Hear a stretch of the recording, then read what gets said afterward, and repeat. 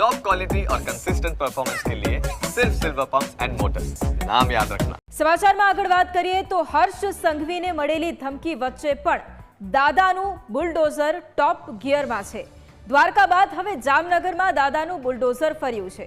બેટ દ્વારકા બાદ જામનગરના દરિયાકાંઠે બુલડોઝર ફર્યું છે। જામનગરના પિરોટન ટાપુ પાસે દબાણો પર બુલડોઝર ફર્યું છે। गेस्ट फ्रॉम मार्स नामना हेन्डल परथी धमकी आपवामां आवी हती अने पिरोट टापू पर उभा करायेला गैरकायदे दबाण दूर करवा माटे कार्यवाही करवामां आवी।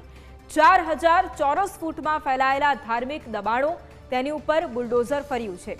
सीएम भूपेन्द्र पटेलना नेतृत्वमां गैरकायदे दबाणो पर झीरो टॉलरन्सनी जे नीति छे ते पण अपनाववामां आवी रही छे।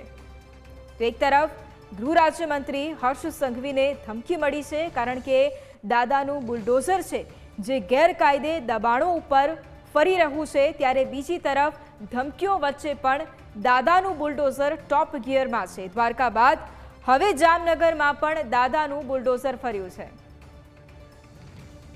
અને આ જ મુદ્દે સંવાદદાતા મનોજ ફોન લાઈન પર છે। મનોજ, દ્વારકા બાદ હવે જામનગરમાં પણ દાદાનું બુલડોઝર ફર્યું છે, શું વધુ માહિતી?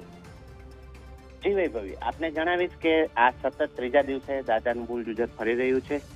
આજે સવારે બેટ પાસેથી જે ઓખાકોટ આવેલો છે દેવભૂમિ દ્વારકા જિલ્લાનો, ત્યાંની સરકારી જમીન ઉપર જે ધાર્મિક દબાણ હતું, મોટે પાયે ધાર્મિક દબાણ હતું, એનું ડિમોલેશન હાથ ધરવામાં આવ્યું છે અને વહેલી સવારથી ત્યાં એસપી નીતિશ પાંડેની આગેવાની હેઠળ એસઆરપીની ટીમ સાથે 1100 જવાનો ખડે પગે છે અને એક ધારા કાલ સુધીમાં 111 દબાણો દૂર કરાયા હતા, જેનું ક્ષેત્રફળ ચોરસ મીટર 24,400 હતું।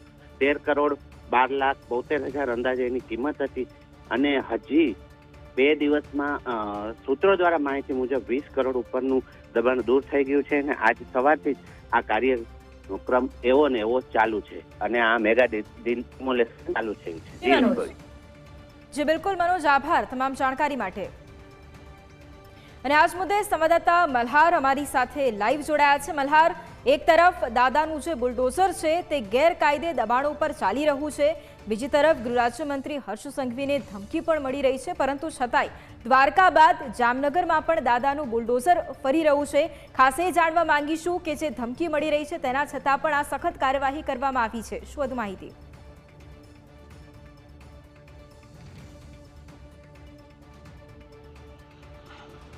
ચોક્કસથી વૈભવી નજર કરવા જઈએ તો છેલ્લા 3 દિવસથી દ્વારકા બેટ દ્વારકા જે છે ત્યાં આગળ ડિમોલેશનની પ્રક્રિયા જે છે તે હાથ ધરવામાં આવી રહી છે। ધાર્મિક દબાણો અથવા તો રહેણાંક વિસ્તારની અંદર પણ ગેરકાયદેસર બાંધકામ કર્યું હોય તેવી જગ્યા ઉપર જે છે તે દાદાનું બુલડોઝર છે છેલ્લા 3 દિવસથી જે છે તે સતત કાર્યરત જોવા મળી રહ્યું છે। આજના દિવસે જો વાત કરીએ તો આજે પણ પિરોટન ટાપુ પાસે જે છે તે લગભગ 4000 ચોરસ ફૂટ જગ્યા જે છે ત્યાં આગળ જે છે તે દાદાનું બુલડોઝર જે છે તે સવારથી જ ફરી વળ્યું છે। આ ઉપરાંત છેલ્લા 3 દિવસની જો વાત કરીએ તો છેલ્લા 3 દિવસની અંદર લગભગ 155 જેટલા ગેરકાયદેસર દબાણો જે હતા તે દૂર કરવામાં આવ્યું છે, એટલે કે જે ધાર્મિક સ્થળો બનાવવામાં આવ્યા હતા સરકારી જગ્યાઓ ઉપર, તે તમામ જગ્યાઓ પર જે છે તે બુલડોઝર ફેરવીને જગ્યા જે છે તે ખુલ્લી કરી દેવામાં આવી છે। આ ઉપરાંત છેલ્લા 3 દિવસથી જે રીતે દાદાનું બુલડોઝર જે છે તે દ્વારકા અને બેટ દ્વારકામાં ચાલી રહ્યું છે તેને લઈને રાજ્યના ગૃહમંત્રીને પણ સીધી રીતે ધમકી આપવામાં આવી છે। જોકે ધમકીને લઈને પણ ક્યાંક ને ક્યાંક રાજ્ય સરકારનું ગૃહ વિભાગ જે છે તે એક્શન મોડમાં આવી ગયું છે અને ધમકી આપનાર કોણ છે, કોના કહેવાથી આ ધમકી અપાઈ છે, સમગ્ર મામલે જે છે તે અત્યારે તપાસ કરવામાં આવી રહી છે। મહત્વની વાત એ છે કે હજુ સુધી પણ રાજ્યના ગૃહમંત્રી જે છે તે આ મામલે પોતાની સિક્યોરિટી વધારવા મામલે કોઈ પણ પ્રકારની ચર્ચા જે છે તે કરી નથી। આ ઉપરાંત ગૃહ વિભાગની જે કમિટી જે છે તે કમિટીની બેઠક પણ મળશે અને ગૃહમંત્રીને કેવા પ્રકારની સુરક્ષા આપવી, હજુ તેની સુરક્ષામાં કઈ રીતે કડકાઈ કરવી તેને લઈને પણ જે છે તે આવનારા દિવસોમાં ચર્ચા થઈ શકે છે। પરંતુ જે રીતે રાજ્યના ગૃહમંત્રીને જે ધમકી આપવામાં આવી છે તે ધમકીને લઈને જે છે તે પોલીસ તંત્ર એક્શન મોડમાં આવી ગયું છે અને સમગ્ર મામલે તપાસ કરી રહ્યું છે કે ધમકી કોના માધ્યમથી કેવી રીતે આવી છે, ક્યાંથી આવી છે। આ સમગ્ર મામલે અત્યારે તપાસ ચાલી રહી છે, પરંતુ સરકાર જે છે તે ધમકીના દબાણ વચ્ચે જે છે તે દબાઈ નથી અને આજે પણ સતત ત્રીજા દિવસે પણ દ્વારકા અને બેટ દ્વારકા વિસ્તારોનો જે પિરોટન ટાપુ જે છે ત્યાં આગળ પણ દબાણ પ્રક્રિયા જે છે તે પૂરજોશમાં જોવા મળી રહી છે। જી બિલકુલ મલ્હાર, આભાર તમામ જાણકારી માટે।